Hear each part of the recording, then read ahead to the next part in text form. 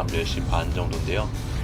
저한테 급하게 구조 신고가 떨어져가지고 지금 바로 출동을 하게 됐습니다.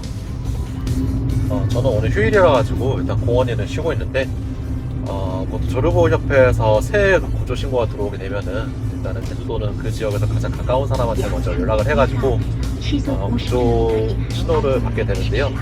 일단 지금 가는 지역은 제가 가장 가까운 지역에 있어가지고 일단 신속함이 우선이라 보니까 제가 출동을 하게 되었어요. 보통 늦은 시간에 이렇게 신고가 들어오게 되면 대부분이 이소 과정 중에 낙오가 되거나 아니면 부상을 당해서 쓰러진 새들이 많이 있는데요. 아마 제 생각에는 지금이 5월쯤이면 집박구리 같은 애들이 신고가 많이 들어올 거예요.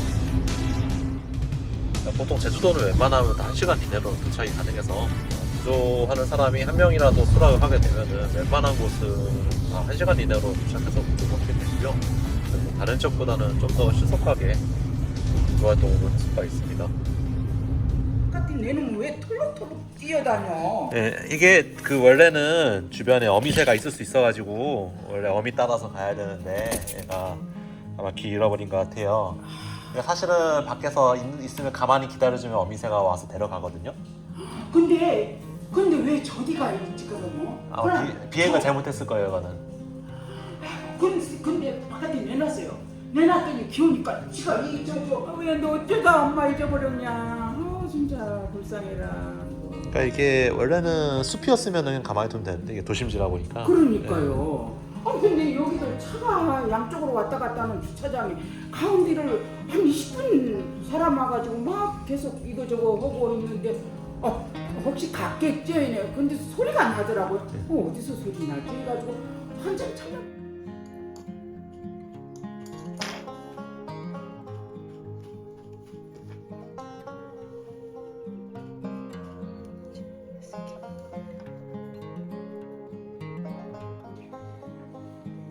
먹고 빨리 커서 날아가라. 혼자 먹어주면 더 좋고. 네, 이소 하는 시점에서 이거 온 거라서 혼자 먹지는 못할 것 같아요.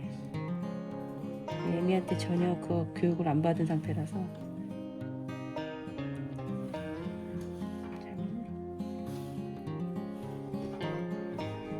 일단 보호장을 하나 설치했습니다. 야생에서 갓 구조된 새들은 새장벽에 몸을 비비는 경우가 많아서 이렇게 코팅지로 새장벽을 둘러서 깃털이 상하지 않게 조치했습니다. 우선 이 친구가 스스로 먹이를 먹을 수 없는 상태여서 앞으로 한 1, 2개월간은 저희가 돌보면서 훈련을 시킬 듯 해요. 지금은 일단 뭐든 잘 먹는 게 우선입니다. 늦봄, 초여름까지는 이렇게 이소 중에 낙오되어서 혼자 다니다가 정말로 어미를 따라가지 못해서 낙오되어 버리거나 혹은 버려진 줄 알고 의도치 않게 납치되는 경우가 있는데요.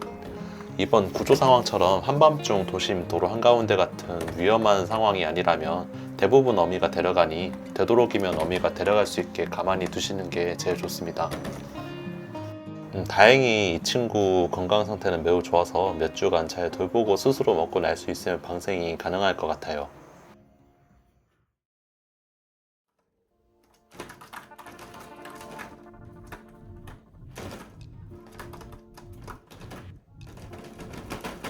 두 마리가 더 들어왔습니다.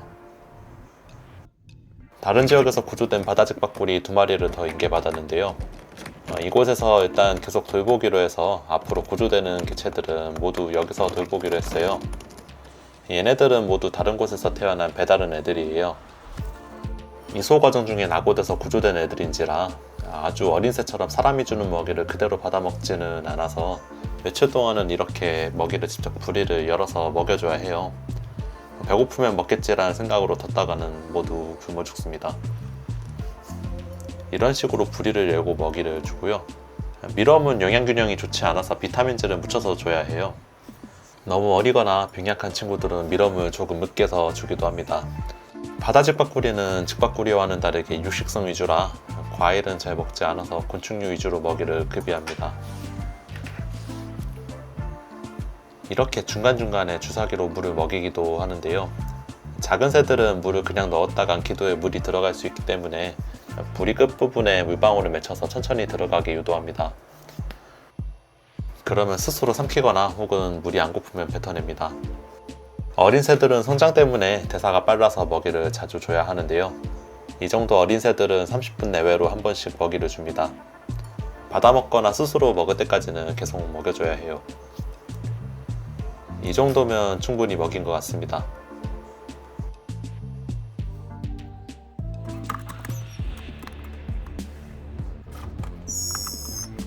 이젠 대부분 개체들이 먹이를 받아 먹어가고는 있는데, 문제는 계속 추가로 구조된 개체들이 들어와서 총 7마리를 돌보게 되었습니다. 일일이 간급하진 않아도 돼서 상대적으로 먹이 급이는 쉬운 편인데, 개체 수가 많아져서 손이 자주 가게 되었어요. 지금 남은 애들은 끝까지 남아서 방생될 가능성이 높은 애들이라 저희 공원 원장님께서 연구 기록용 가락지를 달아주었는데요. 그거 외에 개체 간 구분을 쉽게 하기 위해서 각 개체들마다 다른 색깔의 가락지를 추가로 달아주었습니다. 이러면 개체별로 구분이 쉬워져서 문제가 생길 때 대처하기 편해져요. 이 시기부터 스스로 먹이를 먹어보려 하는데요. 한 마리라도 성공하면 나머지 애들이 학습을 하는데 아직은 시간이 더 필요한 듯합니다.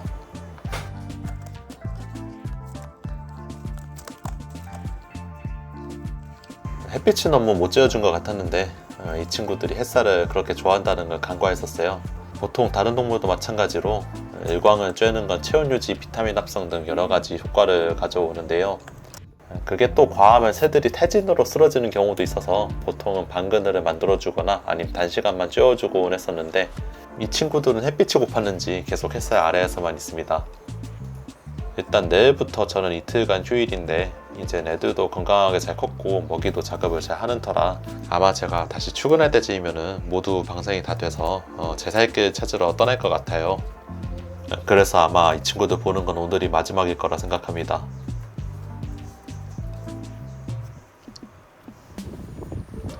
이틀 만에 다시 출근을 했는데